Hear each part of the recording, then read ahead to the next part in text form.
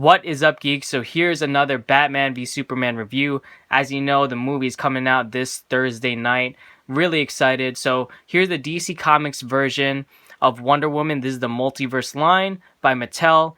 6 inches and has a lot of articulation. This thing looks pretty good. There are some paint flaws to it. We'll get to that. But here, let's look at the packaging first. We have a nice image of Gal Gadot. Gal Gadot.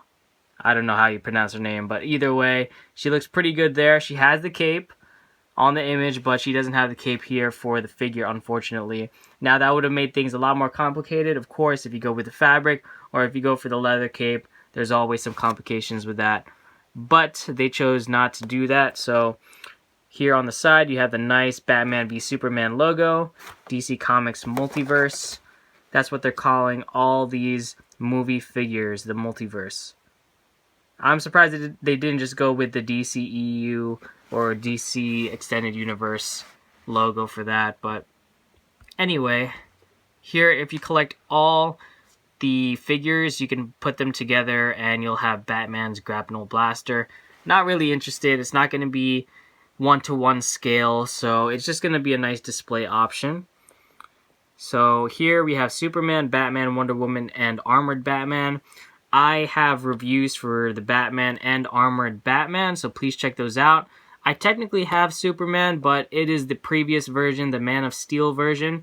It was Movie Masters at the time, so I also have a review of that, so you could check that out as well.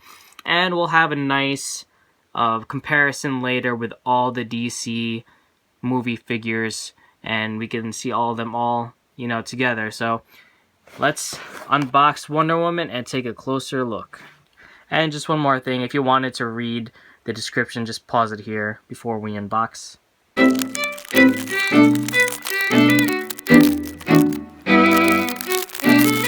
Okay, so let's start with the accessories. Here we have the stand for the grapnel blaster. This is what Wonder Woman came with. This is her piece for the Build-A-Figure or Build-A-Collectible, whatever you want to call it. And that's basically it. I mean, it's pretty simple. Has some, bronze paintwork. Got the clear stand. It's not really that exciting. But let's start off with the shield first of all. I like the detail in the shield. I'm just disappointed because it came out warped. You can see here on the side, it's a little bit more noticeable. Now, if you have it turned, it's not that bad. You still notice it. It's not that symmetrical. You can definitely see there's a lot more bend on the right side. So it's not favorable at all. Definitely something that is a figure by figure basis. I don't think all of them come out warped because I have a friend who's came out pretty good. But of course you can always blow dry this and heat it up. I'm not going to really worry about it too much. It's not that bad. But anyway, I think the details here are pretty nice. Might be the best part of this figure, and it's just the accessory. Because you got really nice paintwork here. And the sculpt work just looks so beautiful. This looks like, something that Marvel Select would make. And I mean, the price point is similar, but Marvel Select seems to have more superior quality. And it's very intricate, the sculpt work here with all the letterings. I'm guessing it's the Greek lettering or the, Amazonian lettering, whatever. Very nice paintwork. It looks very accurate to the movie. And you got the bird right there. Very nice. All different, sculpting, different material. It's cool. It's very nice. And they got the made in China there, but and this part of it too is very cool too. Even though you don't really see this part, that you wouldn't see it when you pose a figure. It looks very good. I like the way that they made that. So yeah, I have a lot of respect for the way they made the shield. Now with the sword, came out a little bent too, a little bit more noticeable. But if you turn it to the front, it's not noticeable at all. So that's not that bad. Sculpt work's pretty good. I mean, it's pretty simple.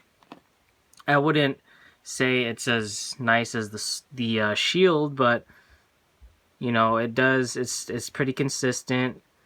I feel like they did less work on this one, but it looks pretty good. I mean, I'm not gonna really go into that much detail about it. It's okay. So here is the figure itself.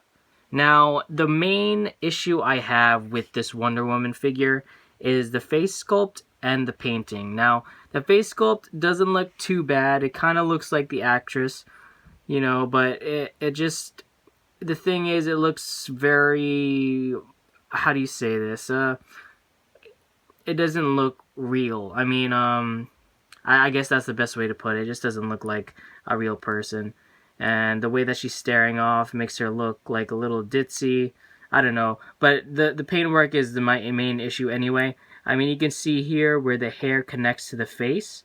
The paint is very sloppy. And this is actually pretty good compared to the ones that I've seen. I almost didn't get this figure because I just assumed all of them were like this. Because I kept on looking at the different figures and it didn't seem like it was a figure-by-figure basis. It seemed like all the figures had sloppy paint jobs. And you can see there, you know, it's a little bit more apparent. And that was like all the figures, but this one, it was not as bad as the rest. The other ones are pretty bad. So I had another version of this figure, and it was so bad I couldn't review it. So there you go. But the hair actually turned out pretty nice, I have to say. You know, that's one of the main attractions to this figure. It looks pretty good. Of course, that's going to hinder articulation, which we'll get into. But the figure itself, I prefer the new 52 version. Not based on design, but based on the figure. I mean, that figure, I actually reviewed that on my channel, and that figure was much better done than this one. So, as far as design, I actually like this one better for the costume, but yeah, it has more gold to it. I like the materials. So some of the sculpt work was good. It seemed like they spent a lot more time on the shield though, because the design here, it just wasn't sculpted out fully, I don't think. And the paintwork can, you know, definitely use a lot more help, you know. It gets pretty sloppy around here. I know there's some articulation there that can make things sloppy, but it definitely could have used a lot more work. Overall, it's not too bad, and it's definitely going to look great with the rest of the Batman v Superman figures. Of course, when I'm trying to build my DCEU universe, it'll definitely look good. So, you got the lasso of truth right there, and we'll see how that is used in the movie. But anyway, let's get into articulation. So, mainly, this figure's not going to look left or right at all. It's going to be mostly looking forward because of the hair. Same thing with looking up and down. You can't really do much, obviously, because of the hair. Now, that's not really... I mean, this is a Wonder Woman figure, and, you know, she's a woman. She has long hair. What are you going to do about it? So, unfortunately, the other DC New 52 Wonder Woman has the same kind of flaw, but that's okay. This actually goes really high when it comes to this kind of movement, this lateral movement, which I give a lot of respect to. I've never seen a figure go that high before, at least a DC figure. So you can move this and rotate it 360. You also got bicep swivel, which is good. You got an elbow articulation that is subpar, but I guess this makes up for it, you know, that articulation. They worked on that articulation good, but then this one is like, you can't even bend it near 90 degrees, not even 45 really. So you have some wrist swivel, which is pretty good. No in and out motion, unfortunately. You do have torso articulation, you know, a thigh cut, pretty good. I mean, a waist cut, which is good. You got the crotch pits. They call them the crotch pits because, you know, you can usually have them split, and then you see the little, you know, pits they have there. But anyway, you can't do the split because of her skirt, unfortunately. And she's a woman. She should be able to do a split. I shouldn't say because she's a woman, but because she's Wonder Woman. So her legs can go forward pretty good, which is not bad. It could go back pretty good as well. Got a nice thigh cut. Her knee articulation is a lot better than her elbow articulation, that's for sure. So it's 90 degrees. Pretty good. Then ankle movement, up and down, not bad. Could have used that ankle pivot. Some, you know, ankle rockers would have definitely helped for this figure, because articulation-wise, you know, this This one is not as great as the other ones, and as far as standing this figure up, you're going to have a lot of trouble. So you're going to have to just keep her standing straight for the most part. And I'm trying to do this on the box, which is even harder, but yeah, she has some trouble, especially if you want to get her into a cool fight pose. But that's probably the best you can do. Just keep her straight. And then, yeah, so I'm going to have her pose with her shield and her sword. And I'm going to take some pictures, and it'll be at the end of this video. And right now, I'm just going to get all the Batman v Superman figures, and let's compare all of them. Alright, so I got all the Batman v Superman figures for you guys. And they look pretty cool next to each other, and the heights seem pretty accurate as well. I mean, Gal Gadot, she's 5'10", but then she's wearing the heels, mind you. Henry Cavill, who's Superman, he's 6'2", Ben Affleck 6'4". That's why, you know, Henry Cavill and Wonder Woman seem to be around the same height with their heels on. Then Ben Affleck still towers over both of them because he's so tall.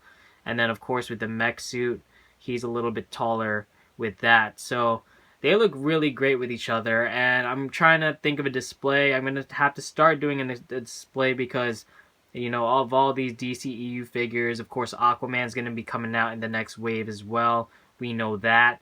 So yeah, I'm very excited. She looks very good with the shield too and the sword.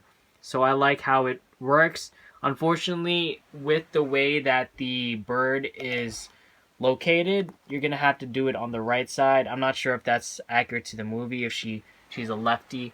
But yeah, that's how it's going to work with her.